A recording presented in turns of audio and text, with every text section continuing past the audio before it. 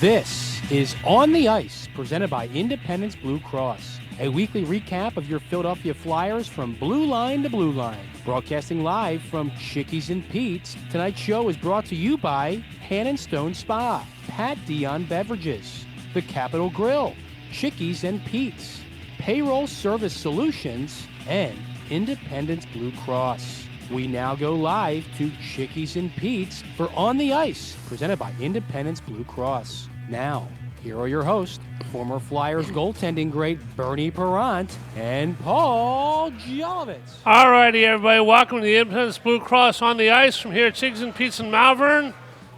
Here with not Bernie Parent this week with Mr. Brad Marsh, our defenseman extraordinaire, our guest tonight, 14-year NHLer. Draft pick of the Chicago Blackhawks. We'll see if he knows where in just a second. Mr. Doug Crossman, how are you guys? They're doing very well. Doing very well. Thank you. All right, or should I talk in French? Yeah, talk in French today. That's fine. We speak French. There's three languages in the NHL. Any language goes that you know.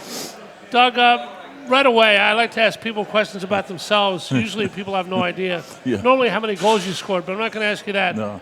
You were picked by the Blackhawks in 1979. What number pick were you? I just remember I was underage in the 6th round. I don't know what number. It was a funny year because Wayne had previously gone the year before, and so when he set the precedent, Wayne Gretzky? Wayne Gretzky. So yeah, and so what happened is he set the precedent, and then the WHA folded, so they started drafting 18-year-olds going 19, and then they only went 6 rounds by phone. So it wasn't like a banner year. Yeah. Take a wild guess. You were number what? Because I know the exact number. Back in the 21 times 6, 120th, I guess. 112. Not bad. No, 112 was it? Not Oh, bad. There you go. So I remember Flyers, that. That was weird when the WHA folded and they combined the draft and so on. It was odd. It was it was tough on the guys born in '59. You know, they're all ready to get drafted, and then that happened. You know. Yeah. I was never drafted. I was born in '61. Maybe that was why. Yeah. Because the WHA folded, or maybe I just suck. Yeah. That probably was more to believe there. Brad, Flyers break another 10-game losing streak. They're 5th in the last few years. Real nice performance against the Islanders last night, huh? Well, it was excellent, and I mean, you can get into the X's and O's of the game, but the bottom line is we won, and it really doesn't matter how we won or what we did. We got 2 points, we got a W, and I don't know what's in store for the team as we move forward through the league, but we beat the Islanders, and that is a team that we have to beat, and we should beat, and I'm glad that we did. Not 5-game winnings, or a 5-game rather homestand as we approach Christmas, and then on the road for much of December. Tampa Bay, Jersey, Colorado, and Washington. Not exactly Patsy Row. Washington's not having a good year. The other 3 teams are. Doug, what's it been like? You live down in AC now. How much you get a chance to watch the Flyers? What are you doing today? People want to know what's going on. Well, I do get a chance to watch the Flyers. Like Brad's so involved in supporting the alumni, and he always makes it so it's really great to go to the games. So I try to get there at least once or twice a month, and Nice. see the guys. And matter of fact, tomorrow it's the Throwback 80s. Throwback Thursday. Thursday, Got sorry. a bunch of the 80 guys coming Go in. right, Yeah. exactly. Yeah. So what are you guys doing on a throwback alumni night? We're going to drink beer. Yeah. Well, you guys didn't drink beer in the 80s. You might have drank beer, but you're also a partner. These 2 guys, folks, Flyers under Mike Keenan didn't really use 4 defensemen, but primarily used 4 defensemen. Shel Samuelson thrown into the mix, sometimes somebody else. But Howe and McCrimmon, and then Marsh and Crossman. What was the best thing, Doug, about Brad? What was the best thing, and I'll be honest, best thing and worst thing about playing with Brad Marsh? There's not really a worse thing. I mean, he definitely saved me from a lot of concussions. You know what I mean? And like I've always said about Brad, he's like fearless, and he's like he's a tough defenseman mixed in with like a Glenn Hall type of goaltender. Because he threw himself in front of some pucks going 100 miles an hour where. It was dangerous, and he had no helmet. So, and then, he'd block, so I could get the puck out of the corner, and we did that for each other. We played so much together. Really well together, right from the get-go. Yeah. And a little fact that a lot of people know is we grew up in the same little corner. London, Ontario, southwest London. Yeah. And we never played together growing up. Did you know each other? well, we know of each other. Yeah. Doug played a little bit with my younger brother, Paul, yeah. but obviously we didn't play, but we were aware of each other because he was a good player as a minor hockey guy, and I was a good player as a minor hockey guy. So you kind of know what each other can do. And Yeah. so we got thrown together, and we, as I said, we clicked right off the bat. And the thing about defense pairings is you get to know each other's habits. You know what he's going to do and what you're going to do. And the one, I don't even want to call it a play, but it worked for us a lot of times when the face-off was in the left corner in our zone. Yeah. You had mentioned we blocked out for each other. We'd win the drawback. I'd block onto the guy that was technically supposed to go in and get the puck, but I'd lock, and then you'd peel off from in front of the net, and because you played on your offside, you come in and picked it up, and the whole ice was in front of you. And so it worked really, really well for us. Yeah. All right, let's go both ways in this. I know, Brad, you're a politician. You're not going to give me anything on the negative side. Who knows, maybe you'll surprise me. But best thing about Mr. Crossman, your partner, and anything that drove you a little batty. I mean, defense partnerships can be like husband and wives, old friends. Give me something on him. Now, the thing with Cross, as I said, we meshed really well together, but we were a really good pair simply because, as Doug said, I was the defenseman, and Cross was also a very good defenseman, but he was very smart offensively moving up the ice. The one thing that he did really good was the first pass coming out of our zone. There's some players that can stick handle and get it out. Myself, I got the puck, it was off the boards and out. Cross was very good at identifying that first pass, and I think it doesn't matter what era or decade of hockey that you're talking about. They look for players or defensemen that can make that first pass, and that was Cross. And Cross also went on. He played for Team Canada in the Canada Cup, and a lot of people don't know that stat about yourself. Yeah. And he played a lot of good hockey years for the Philadelphia Flyers. Well, at the same time, Brad, could have been there too. I mean, you don't know, but what happened? I wouldn't have been at the Canada Cup without Brad. And, maybe we could have been a pair in the Canada Cup, but you see, our team was so good those 4 years, playing twice against the best team in history arguably. I think so, yeah. And coming so close.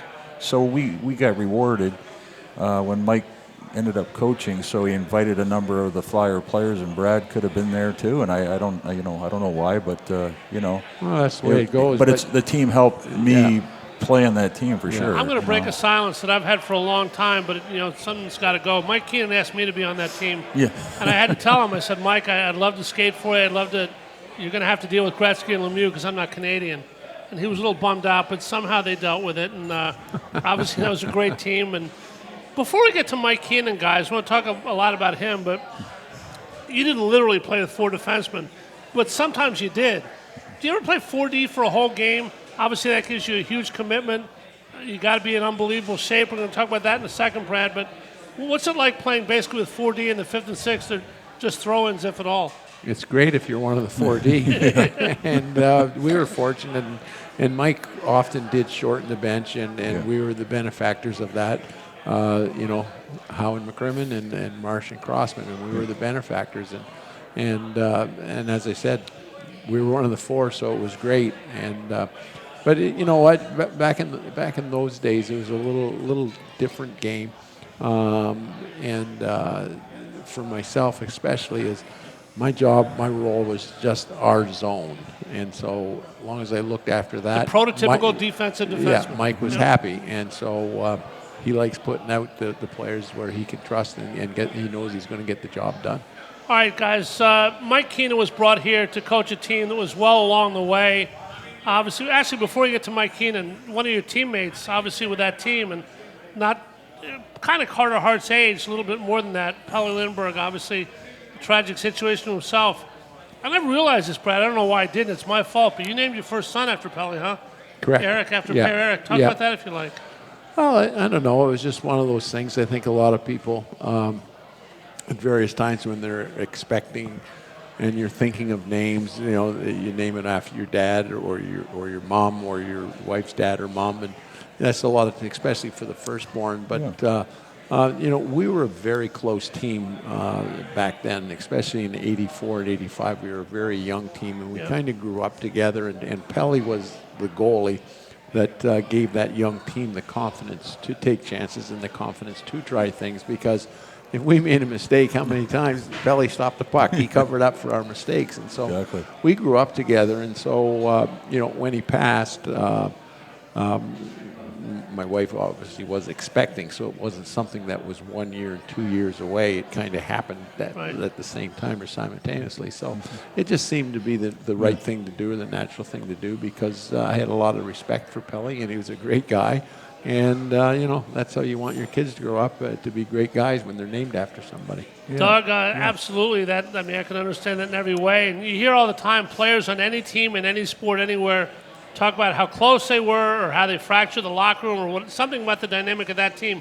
Did that early 80s Flyer team, was that a closer team than any others you played on during your 14-year career? Talk about the locker room and the bonding that went on. Well, there was, because, there's extra bonding because Mike was, Mike was Mike. Mike was Mike, and he was. That was my next question. So that when he's throwing a lot of things on, and we're all looking and shaking our heads, and we're saying, well, he's making it difficult. So then we hunker down as a team of 20, 25 guys, that aren't dressed, and it was difficult. So then when you're difficult, the bonding is really, holy cow, we gotta, you know what I mean? We go to a different level. Well, the thing that strikes me about it is obviously Mike Keenan inherited a team that was better than this team. This team obviously needs more talent, got a bunch of injuries. We'll talk about that later as well. Well, I would disagree with that. Yeah. So what? The team that Mike inherited was better than this team. Because in 83, 84, we were a very, very much an underachieving team. They had no idea which direction the Philadelphia Flyers were going at that time. But more talent, wouldn't you say that? But when Mike Keenan came to training camp, he had for 7 kids under the age of 20 to make the team was not in the cards. Right. So they made a decision in training camp. Hey boys, we're going young. They traded Darryl Sittler for Murray Craven. Yep. One of the best trades of all time, for heaven's sakes. And we got Joe Patterson on top of that, who played some good playoff games. So when Mike stepped behind the bench for his first game, he had no idea what he was getting into. And we weren't projected to make the playoffs in 84 and 85. Then we end up going to Stanley Cup Finals. Yeah. Well, the logical comparison that our listeners might want to know is obviously John Tortorella has his own style. He's very brusque, doesn't care what he says. It's up to you to listen to it, and he'll say stuff on some things. He'll reward effort. He'll light guys up in public. Mike Keenan, a similar style, but I'm guessing there got to be big-time differences. You work under John Tortorella as an employee of the team, not directly under him, Brad, and played for Mike Keenan. Either you, Brad, I guess you first. What do you think the obvious differences are and some of the similarities, too? Well, I think the two coaches are very similar. They demand hard work. They demand total effort, and they demand commitment to the team. And he demands the players to work off the ice and be in shape, as did Mike Keenan. And back to your point, at the end of the day, we were a better team than this team is currently. But at the start of the year, at the end of 83, 84, Flyers had no idea what they had. And when that season started, they still didn't have an idea what they had. Tortorella's coached 11,000 teams. Keenan, a total nobody from juniors. Yeah. I remember when he came, who's Mike Keenan? People found out pretty quickly, huh? Yeah, but we had very strong leadership in that dress. So we had all them young guys that we talked about, Cross. Yeah. But we also had a nice group of veterans. Yeah. Mark Howe and Dave Poulin, although he was young, but he was a great captain. Myself, Brad McCrimmon, Doug Crossman. We've been through it. And so we had a really good group, young guys and good seasoned veterans. And I'm not sure if they have that mix here. Doug, was Keenan culture shock for you in any way? Quite a bit, yeah. I knew of Mike. I was in the World Juniors with him. Okay. And for 2 weeks, and it was a lot different than Brian Kilray. So Brad will probably tell you that Brian Kilray, who was like up in Ottawa, he's coached for so many years. Legendary coach. Okay. But Brad will probably tell you we always compared when we were in the finals.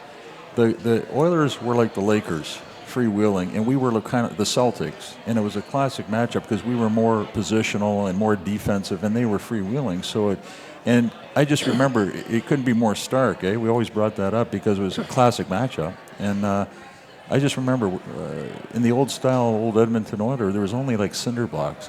And those guys, you could hear them through. You thought it was just another game, and then we're silent and focused. And it was, if they did a film, you'd see the opposites in two, Celtics, Lakers. We always talk about that, I think, Brad? Yeah. All right, we're going to talk a lot about the Flyers, about Mike Keenan. You guys, one of the great pairs in Flyer history, along with Howe and McCrimmon. When we come back, I do try to prepare as hard as I can for every show. John Wooden had a saying, failing to prepare is preparing to fail. Brad's been my co-host 900 times in this show. But I found something at this time in preparation I'd never known before. We're going to ask Brad about that. It is pretty amazing, and he's probably wondering about it too, but it's all good, Brad. You're listening to the On the Ice presented by Independence Blue Cross, live from Chickies and Pete's here in Malvern on 1490 WBCB. And it's time now for the Independence Blue Cross Live Fearless Player of the Week. Each week we reward a Flyer with this honor, and this week, Brad said it's all about winning. Player of the Week is Travis Sanheim, who scored the first shorthanded goal for the Flyers last night to get him on board against the Islanders. They went on to win the game 3-1. Travis Sanheim, the Flyer of the Week. Remember to choose Independence Blue Cross today and begin to live fearless, as Travis Sanheim and the Flyers did last night. We're back with a factoid about Brad Marsh, much more about Doug Crossman, from a bustling Chickies and Pete's in Malvern, all kinds of TVs, the holiday season. Hope everybody had a great Thanksgiving. We're back right after this. Hi, it's Pete from Chicky and Pete's. Dine in for these amazing fall specials. Wednesday is crab night. 2 pounds of snow crab legs, $49.99. Or mix it up with 2 pounds of snow crab legs and 4 hard shells for $79.99. Thursdays are for the birds. Whatever the Eagles score on Sunday, you get to save on wings at Chicky and Pete's on Thursday. Plus, limited time fall specials, including bomb pork belly tacos and the garlic truffle burger. Wash it down with our pear elderflower mule or apple cider old fashioned. Chickies and Pete's. At Independence Blue Cross, we believe in giving you the tools you need to pursue your healthiest life. From premiums as low as $0 per month to health discounts and cash rewards, it pays to have coverage with Independence. With the strongest network of doctors and hospitals in the region and free 24/7 virtual doctor visits, you can feel confident that quality care is always within reach. Explore your coverage options and enroll today at ibx.com. A flawless occasion begins at the Capitol Grill. From the moment you step into the Capitol Grill, located in the heart of Center City, the experience is one of comfortable elegance. Whether you're looking to host a private affair, a perfect lunch stop, or dinner destination, start your occasion at the Capitol Grill today. Visit thecapitolgrill.com or call 215-545-9588. That's 215-555-9588 for the Capitol Grill, Center City. Payroll Service Solutions was established in 2001 to cater to the payroll needs of small to medium-sized businesses. Payroll Service Solutions offers unparalleled customer service while they deliver a complete and accurate payroll. When calling Payroll Service Solutions, you will never be put into a voicemail or go through a series of prompts to get to a person. All customer service representatives are extensively trained to handle all of your payroll needs, therefore saving you time. They value each and every one of their clients. No account is too small. Call Payroll Service Solutions today at 1-866-PAY-EASY for a no-obligation review of your payroll needs. That number again is 1-866-PAYEASY. Payroll Service Solutions. If you're looking for a stylish and sophisticated fine dining experience, visit your Eddie V's Prime Seafood restaurant near King of Prussia. Eddie V's Seafood features an abundant selection of fine wines and curated cocktails to complement exquisite steaks and seafood made from the highest quality ingredients. In the V Lounge, sip on imaginative handcrafted cocktails with attitude while enjoying signature appetizers. Conveniently located between I-276 and I-76 near the King of Prussia Mall. Call them today, 610-337-7823 to schedule your night out for Eddie V's Prime Seafood.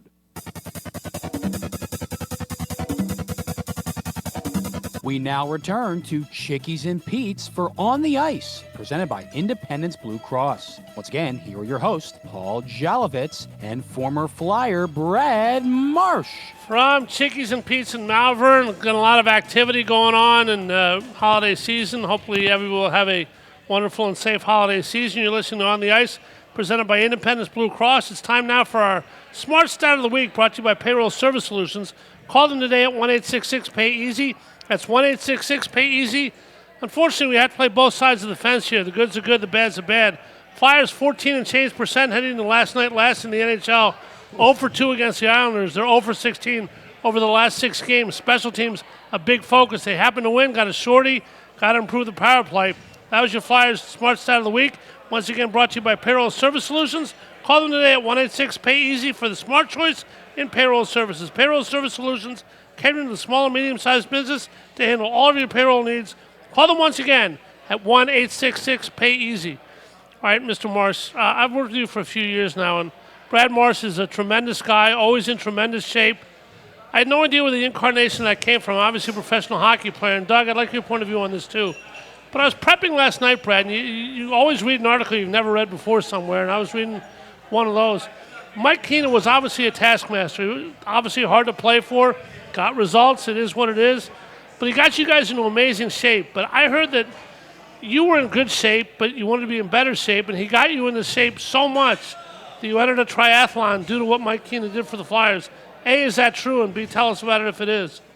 Well, yes, I did go into triathlon, but it really had nothing to do with Mike Keenan. Nothing. No, it was. The guy that wrote the article thought it did. Yeah, no, it was 1986, and yes, I wasn't in good shape because that's how hockey was going back then. Yeah. And we were eliminated by the Rangers in '86, and so that was in early April. And I'm sitting there thinking, okay, what the heck am I going to do all summer? And so I started training right away.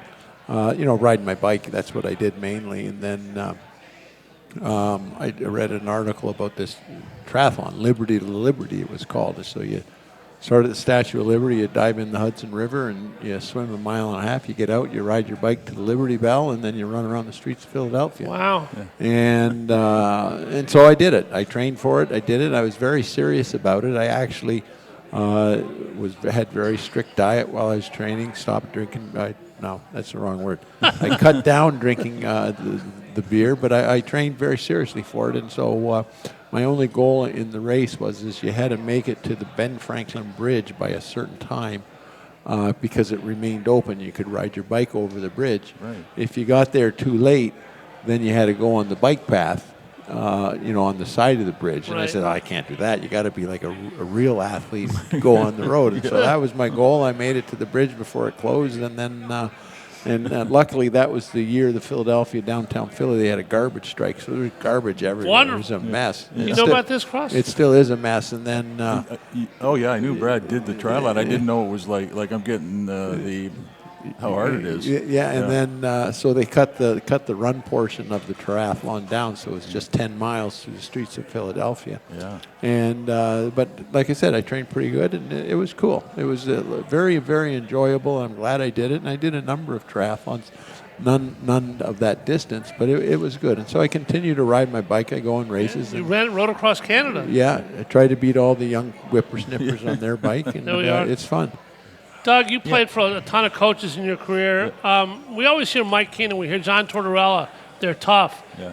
Who do we compare them to? Other Flyer coaches? If you follow the league, you can compare them to other coaches around the league, but you don't play for them. And it's a 24-hour commitment, 7 days a week during the season, obviously. How was Mike Keenan relative to other coaches? Was he that over-the-top tough? Was he a product of Philadelphia? Or were most things you hear about him right on the mark? No, I knew about Mike in junior. He coached Peterborough Peens. For 2 weeks. Yeah, no, but then he had a reputation in Peterborough, even for coaching 1 year. And Peterborough's a tough system hockey team. It's very difficult to play inside. And Ottawa was kind of like the Edmonton Oilers, where Brian would let us play. But I knew Mike was, just word gets out pretty well. It's tough on the players, and the players aren't the happiest when they're under him in a lot of ways. I mean, they bond as a team. You got a signature Mike Keenan moment for you? Yeah, 3 out of practice or something? Well, you got a few. Yeah, I mean, Give me a couple, if you want. Well, you come and he'll run. I remember the one time the Detroit dressing room was like about 20 yards long, wasn't it, Brad? Yeah, it was huge, wasn't it? Yeah, it was huge, yeah. And I'm coming out of the bathroom, and we're getting ready to go, and he's running right up into me. Like, I see him coming for 20 yards, and I'm going, uh-oh. I'm going, what is it this time? I'm thinking, eh? But I didn't really react to him. He didn't, he liked your action. I think that's what he liked, and I always pretty calm with it.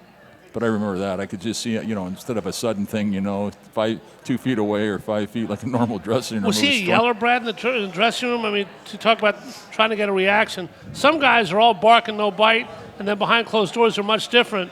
Was Keenan a yeller? Well, the thing is you've mentioned a couple of times about him being a tough coach, For the most part, every coach is tough in the National Hockey because you have to be, because you have to deliver the message, you have to bench players, you have to decide who's going to get more ice time, and so every coach is tough. But the one thing that separates the tough coaches or the real tough coaches is how they deliver that message of tough. And some coaches will pull you in the office. Some coaches point it out on the ice during drills. Other coaches, there's no holds barred, and they yell, they scream, they kick. And I remember in the Island one time with Peter Zazzle, he was kicking him in between periods, for heaven's sake. He threw the garbage can. Oh, geez. And but he does things to get a reaction, as Doug said, to get a reaction. And the vast majority of times, the player does react. Sometimes it's for the positive. Sometimes you become a better player. But other players can't take it, and they wilt under the pressure. And then they're the next one traded or the next one sent down. But Mike was a tough coach. There's lots of tough coaches. Mike's delivery was a little more harsh. I remember, though. It reminds me of another story, but I remember a few times when you're riling up the wrong guy. He exited the dressing room pretty quick. hey, Brad, not mentioning any names. Yeah. You remember a few of those, right? Oh, yeah. You got to watch who you're riling up sometimes. Well, nobody's going to hit the coach, right? Yeah. Am I assuming something that I shouldn't be assuming? Yeah. Along those lines, guys, so we have John Tortorella now, who's only, I think, 8 years younger than Mike Keenan, who came in when he was in his early 30s.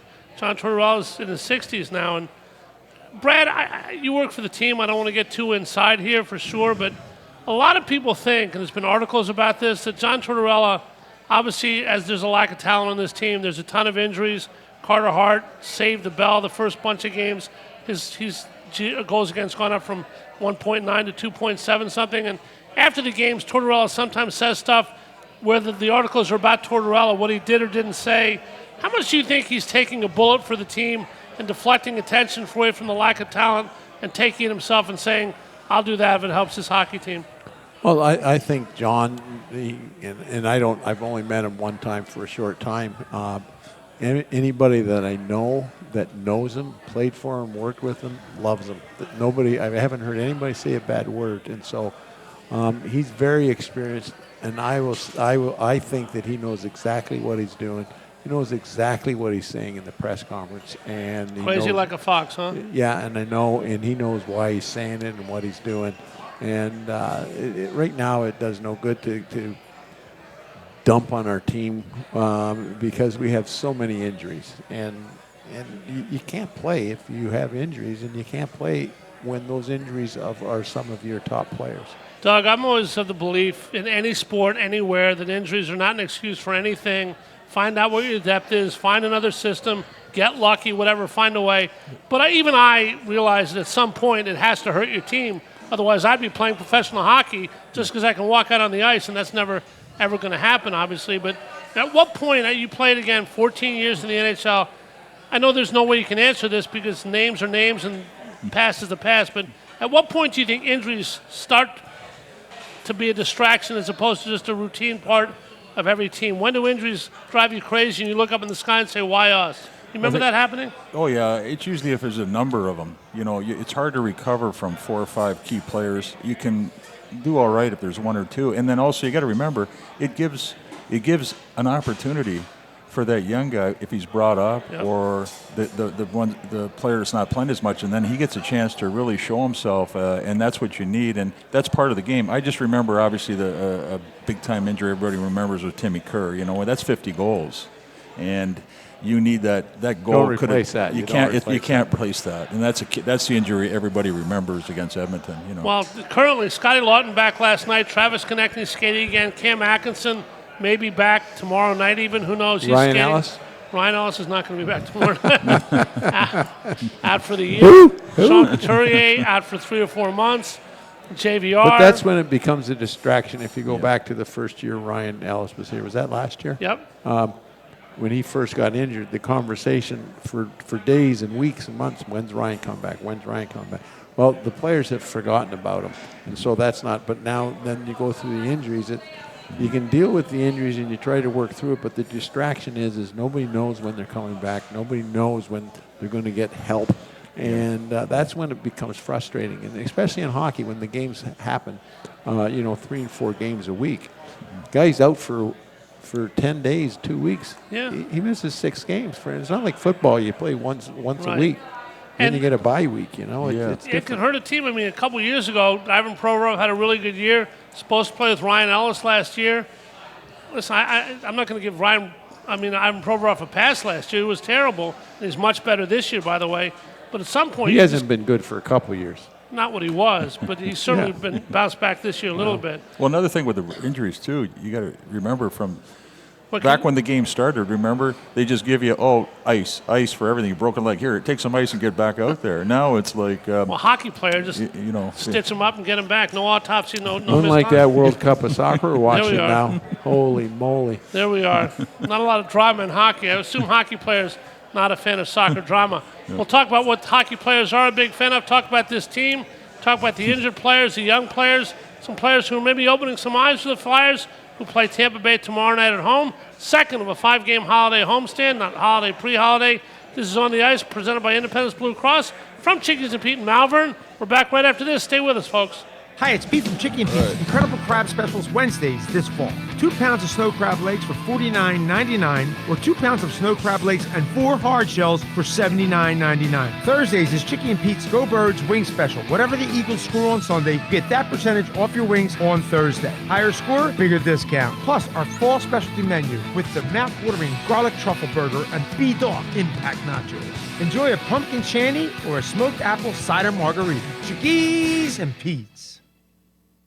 I'm always striving to live my healthiest life, so I need a health plan that has my back. With Independence Blue Cross, I get access to the largest network of doctors and hospitals in the region and free virtual doctor visits 24/7. Plus, with premiums as low as $0 per month, I can stay on top of my health and keep my budget in check. Independence has given me coverage I can count on, and they'll do the same for you. Explore your coverage options and enroll today at ibx.com. If you're looking for a stylish and sophisticated fine dining experience, visit your Eddie V's Prime Seafood restaurant near King of Prussia. Eddie V's Seafood features an abundant selection of fine wines and curated cocktails to complement exquisite steaks and seafood made from the highest quality ingredients. In the V Lounge, sip on imaginative handcrafted cocktails with attitude while enjoying signature appetizers. Conveniently located between I-276 and I-76 near the King of Prussia Mall. Call them today, 610-337-7823 to schedule your night out for Eddie V's Prime Seafood. Payroll Service Solutions was established in 2001 to cater to the payroll needs of small to medium-sized businesses. Payroll Service Solutions offers unparalleled customer service while they deliver a complete and accurate payroll. When calling Payroll Service Solutions, you will never be put into a voicemail or go through a series of prompts to get to a person. All customer service representatives are extensively trained to handle all of your payroll needs, therefore saving you time. They value each and every one of their clients. No account is too small. Call Payroll Service Solutions today at 1-866-PAY-EASY for a no-obligation review of your payroll needs. That number again is 1-866-PAYEASY. Payroll Service Solutions. A flawless occasion begins at the Capitol Grill. From the moment you step into the Capitol Grill, located in the heart of Center City, the experience is one of comfortable elegance. Whether you're looking to host a private affair, a perfect lunch stop, or dinner destination, start your occasion at the Capitol Grill today. Visit thecapitolgrill.com or call 215-545-9588. That's 215-545-9588. The Capitol Grill, Center City.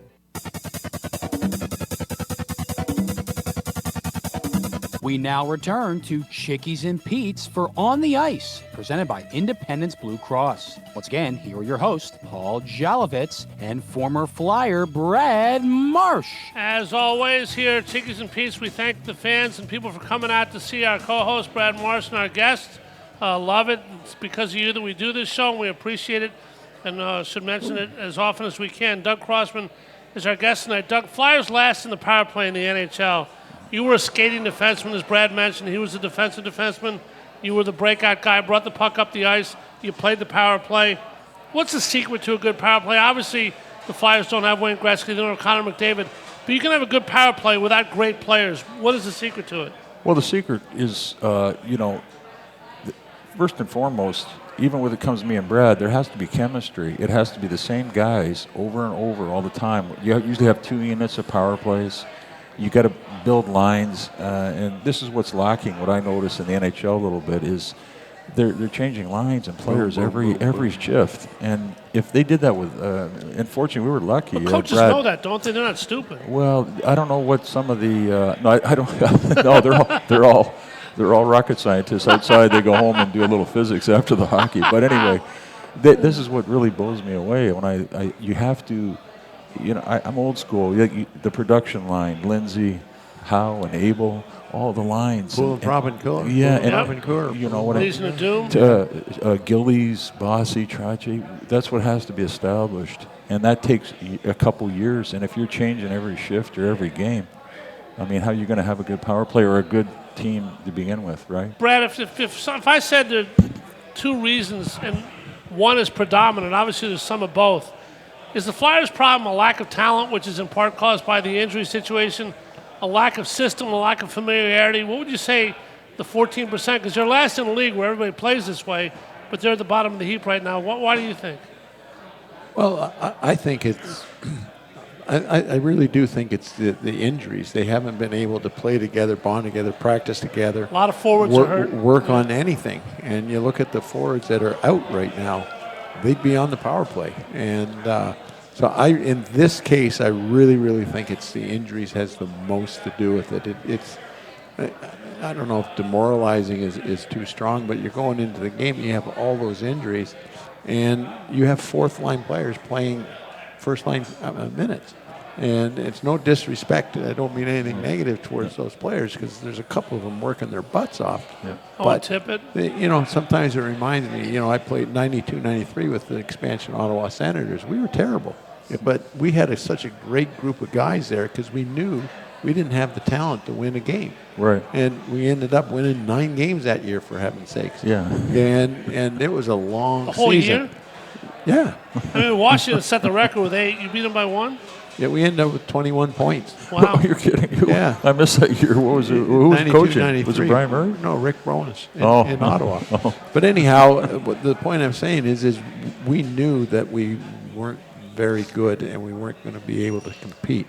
I remember one time we lost to the Rangers. They were really good at that time. We lost 3-2. We were ahead 2-1 going into the third. We lost 3-2. We got a standing ovation from our fans going off the ice. And but in this case, were we contenders? No, but we were going to have a good, hard-working team. And so when you're standing on the national anthem, you're gung-ho. And even as a player, you look up and down. You're thankful that you may be getting a little more ice time that night. But it is demoralizing knowing that you're undermanned every time the puck's dropped. Yeah. Well, the Flyers' expectations to me are the longest word in sports. Whatever you think you are, whatever the fans think you are. Obviously, this is the third 10-game losing streak in the last 2 years. Flyers gave up a couple third-period leads, a couple in the last couple seconds, lost in overtime. They lost every way you possibly could. Generally, Brad and Doug, athletes always think their teams are better than they really are. I don't care what team you're on. I don't care what sport you play. You think you're better than anybody else does. Yeah. What's it like to be on a team? Brad, you were that terrible team, but that wasn't a long losing streak. When you have a team that you think is better than they are, or you may be better than they are, and then you go on a long losing streak, what's it like when you snap it? Does that, obviously it's a veil of whatever that goes off the team, but what's it like, Brad, when you snap a long losing streak? Well, you certainly enjoy it in the locker room or the dressing room that night because it's a weight of the world off your shoulders. More beer for you? What's that? More beer for you? Exactly. But believe it or not, the pressure is right back on your shoulders the next morning at practice because the coaches are right there to coach to make sure that you build on, you won 1, let's win 2. Then you win 2, let's win 3. Because you don't want to lose 10 in a row. Oh, we won a game tonight and be satisfied. Because I've been on teams in cross. I'm sure you've been on teams where losing close games or just being mediocre is acceptable. And you can't get into that pattern. So to me, tomorrow, as Cross used to say all the time, tomorrow's the biggest game of the year because we can't go back into the losing column. We have to win, and let's start building on it. Where we go, I don't know, but we need 2 in a row. There's some. No, but that brings up. There's some. I could never understand. Like, there's scary organizations that lost for 30 years in the basement. Like, if you go through, and how do you not adjust? Like, and you do 3 decades of last place, like Hartford Whaler, you know what I mean? Yeah. That's what's got to be tough. Yeah. Well, Toronto Maple Leafs, I know they're a perceived better team, but they lose.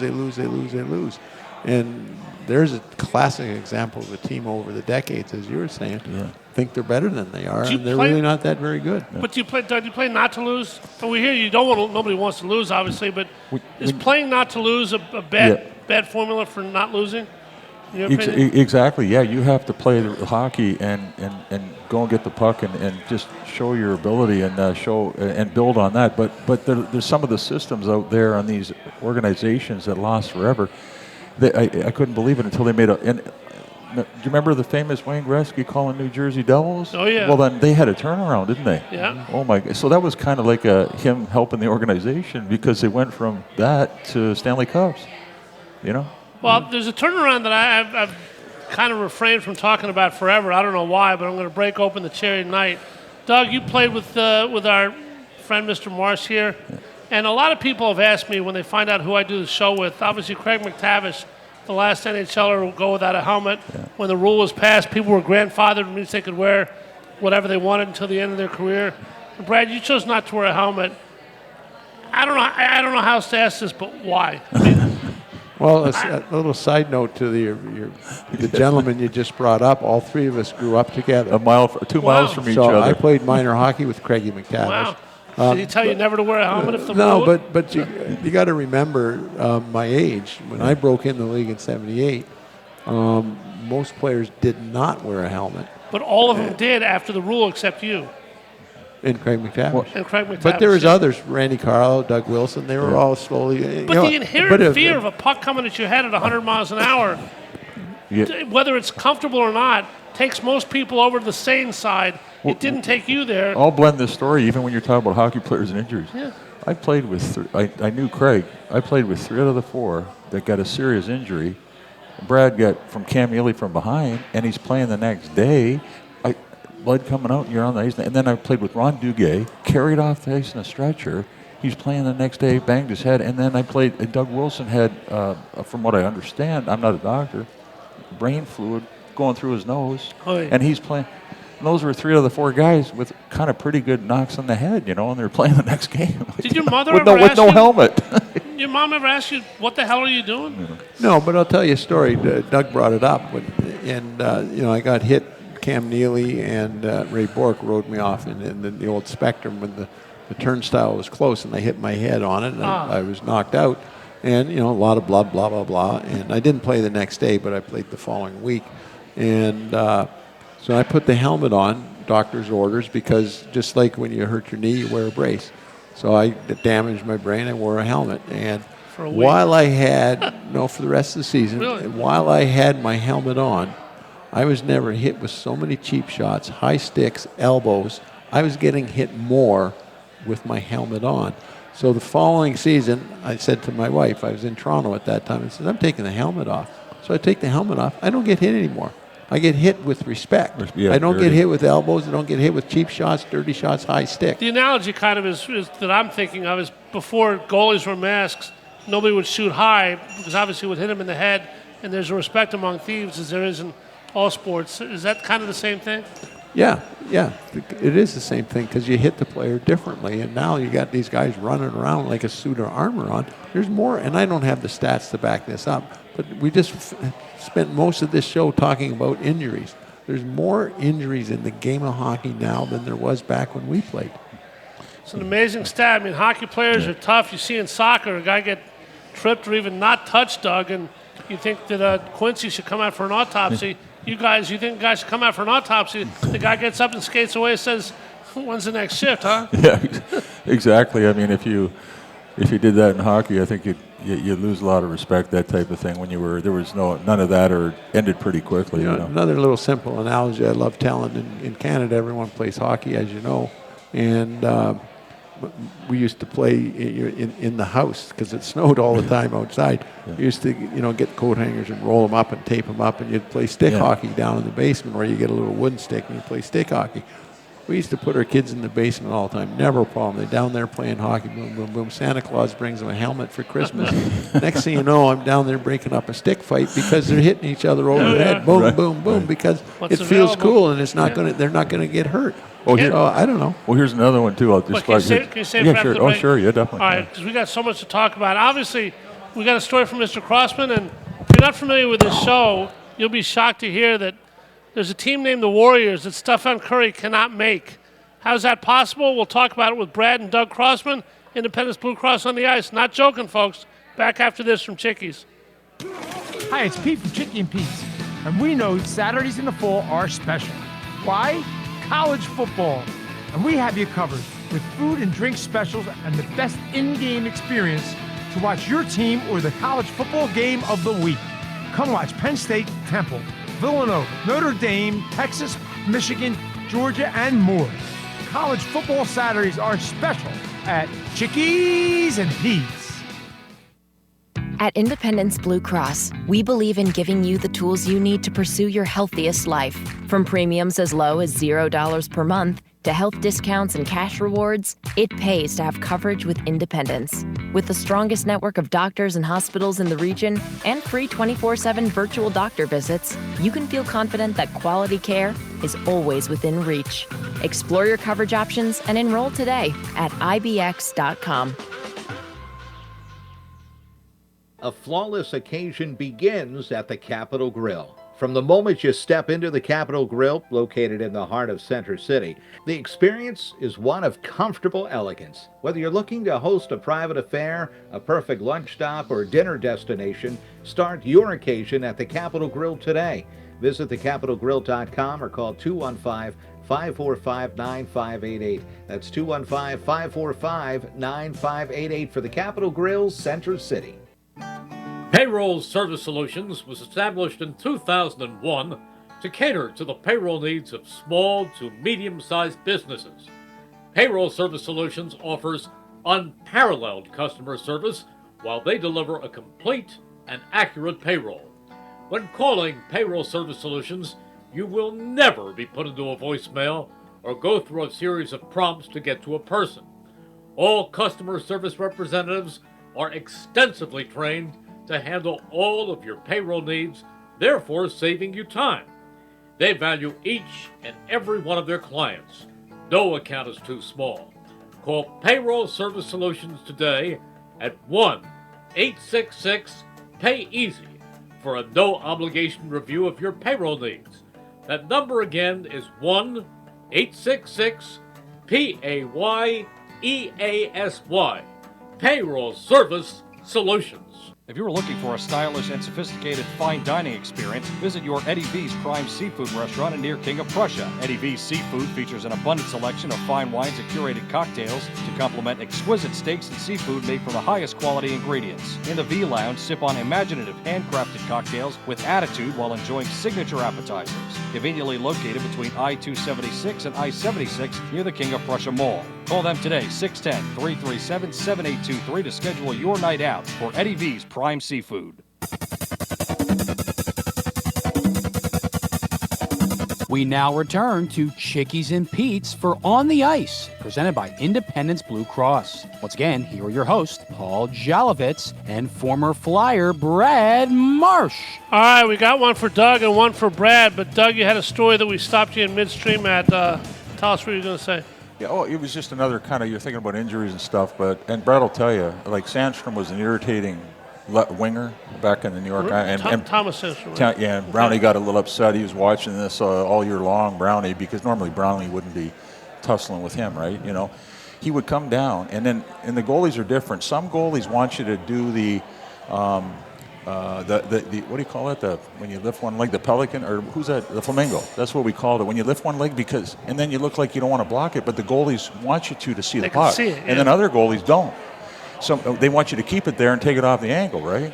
And then the fans saying, "Oh, they're yelling, why didn't you?" Well, because he wants us to do the flamingo. His goalies are different. But this time, he'd shoot for our ankles. Sandstrom, and he nailed me twice in one shift. I'm running up, man, right off the ankles twice because I think Hexy didn't mind you. Let me interrupt you for 1 second. Yeah. I know Rick Tocchet did this. I don't know about anybody else, but there are guys in the NHL, at least back in your day, I don't know if it's still the case, that would put skates over bare feet because the feel of the ice, the feel of the skate's better. Yeah. Where there's nothing between the skate and your ankle except however thick the skate is. Boy, Did you do that? Yeah. Oh, yeah. Oh, no. Bobby Orr was the original guy. Remember, no socks. But you feel it. Brad took a ton off the ankle. It stings, man. And, More than stings. So you're keeping it there. But this guy, he's trying to. He knows he's not going to score because he's too far or he doesn't like it, so he'd go after your ankles. Might as well kill you, huh, Brad? You know what I mean? And you had to keep it down because either Hexy liked us to keep it down. I get the goalies mixed up who wanted flamingo or keep your foot there. Yeah. You know what I mean? Yeah. That's true, though, right, Brad? Exactly. One other thing with the Flyers, guys, people talk about excuses or they are what they are. John Tortorella knew when he came here this team probably wasn't going to be raising the cup this year. Obviously, down the road, that's everybody's goal, but we hear youth. Youth is a catchphrase in all sports. You bring a guy up. Some guys like Cam York, you send to the minors. They need seasoning. A lot of people say, why do they need seasoning in the minors? Why not up in the pros or in the NHL? What is it, Doug, when you're a young player, Brad, the same thing. What's the difference between being a young player in the NHL with the expectations that come with the NHL and being maybe the top dog in the minors with a chance just to play and not be anonymous by any means, but it's a slightly different vibe, isn't it? Well, it might, yeah, for sure. Like I just remember 19 in Chicago, and you're putting on probably the best jersey in all sports. I think it was rated number 1, the Blackhawks, eh? And you grew up collecting, and Stan Mikita's in the dressing room. Like you're going, I got to be dreaming, right? That's the feeling you have when you're coming in there, right? It's just like, what the heck am I doing here? And I used to trade their cards. I'm just like Tony Esposito. I'm going, no, like.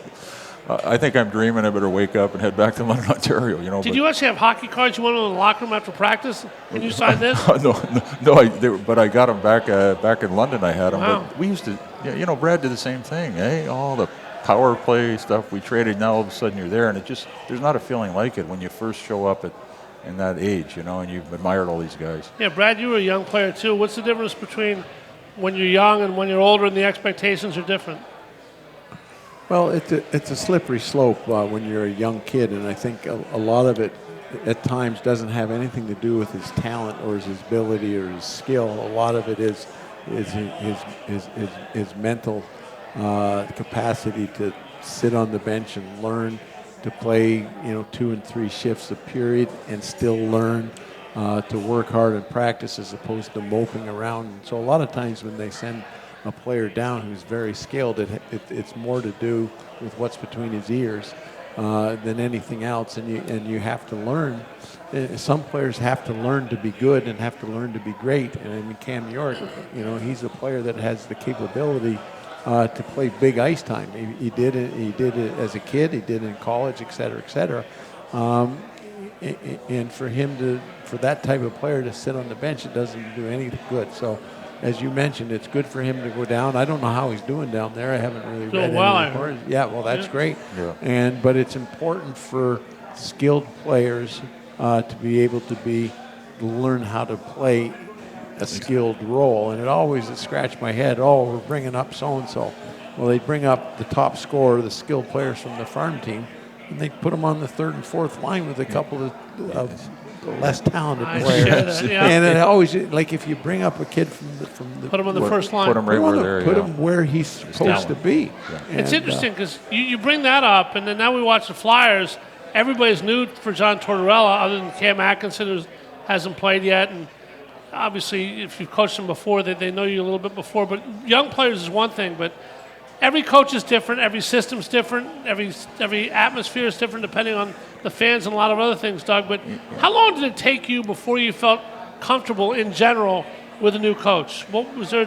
Well, half a year, 10 days, 5 weeks? Yeah, it takes a couple of months, a few months because you're seeing a lot of new stuff. Because a lot of coaches are completely opposite than one another. It's actually staggering the differences that you get with coaches. Did you ever have a coach who told you yin, and then he got fired, and the next coach told you yang, and you had to unlearn what you would just learn? Well, yeah, the systems are changed, and then the players are shuffled around, and you don't know. Then you're starting over again. But I think with the young defenseman there, the player there, he's having the hardest time. I guarantee his hardest time adjusting is he's used to playing 40 minutes a game, and to go out and Brad, we've all sat there, and your legs. The worst thing is to be thrown out with legs and you're not moving. It's a feeling you can't feel your legs when you're sitting there 10 minutes, and then you go do a shift. That's probably the hardest thing for him. He's played his whole life probably 40 minutes a game, right? Interesting stuff. We only got a few minutes left. I always like to touch on. Brad Marsh is involved with the team called the Warriors that Stephen Curry cannot make. Not because Stephen Curry is not a great athlete, but because Stephen Curry, as far as I know, can't skate, and certainly if he can, not at a level to play a professional hockey or to play Warrior hockey. These are ex-servicemen and women who have had some problems in the service. They come to your team now, a bunch of American heroes. You've done a hell of a job coaching them. There's a lot of Warrior programs around the league. I know you're going to do a Warrior thing in a couple weeks, a video the Flyers made you told us about. Give us the dope on the Warriors right now. Well, as I've said every time you ask, it's just a great program, and all the players that participate in crosses come out to practices as well as have many alumni. They all have a disability of different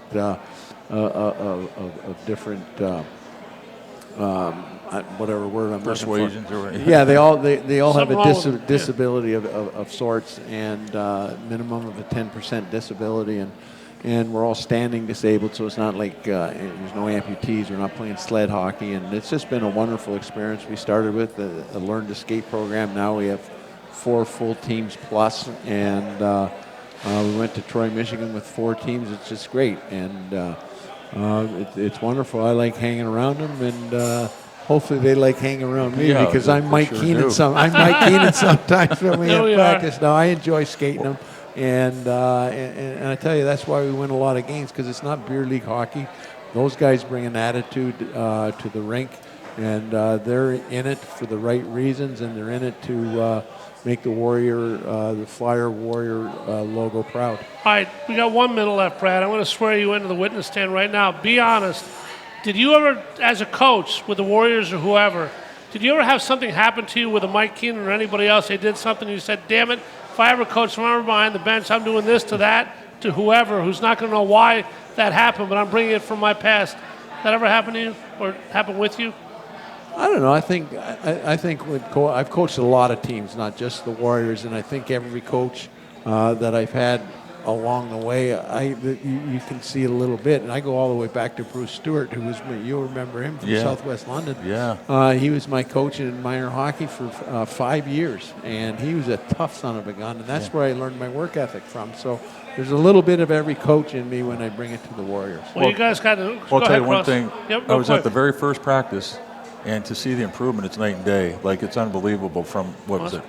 5? Yeah. Was it 5 years now? Or yeah, that was 2019. Unbelievable. Yeah. It's 10 unbelievable. seconds. Any thoughts of ever wanting to coach at the NHL level?